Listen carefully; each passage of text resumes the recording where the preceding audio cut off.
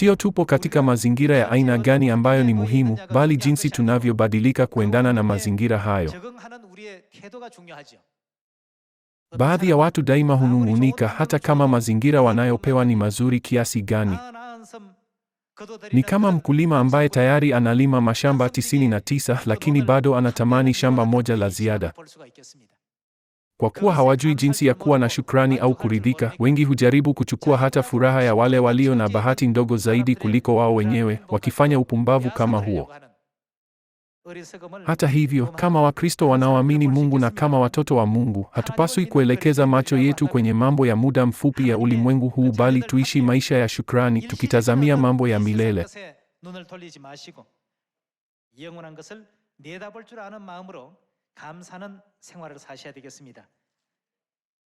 Kwa kweli, wale wanaoweza kutoa dhabihu kwa shukrani ndio wanaoelewa agano jipya la Mungu katika ulimwengu huu.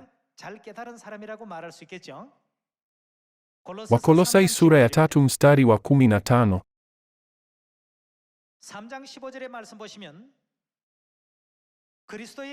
Amani ya Kristo na itawale mioyoni mwenu, kwa kuwa ninyi kama viungo vya mwili mmoja mmeitiwa amani. Tena kuweni watu wa shukrani. Kuna mistari mingi katika Biblia inayotutaka tutende kwa uaminifu, lakini Wakolosai sura ya 3 mstari wa 15 husema hasa, kuweni wenye shukrani. Hata leo mnapoishi maisha yenu ya imani, kuna wale miongoni mwenu wanaoishi maisha ya kulalamika, kunung'unika na kuwalaumu wengine.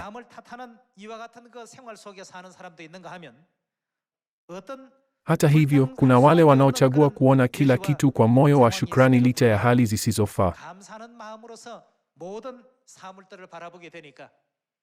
Badala yake, kuna matukio ambapo wengine wanaweza kuuliza, je, haukasiriki katika hali kama hizi?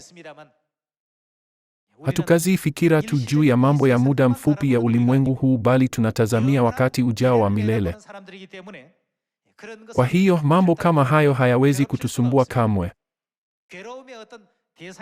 Kwa kuwa hatuwezi kuwa walengwa wa mateso, lazima siku zote tutoe shukrani kwa Mungu kwa kutuandalia hali kama hizo, na pia tumshukuru Mungu kwa kutuongoza kupitia hali hizi.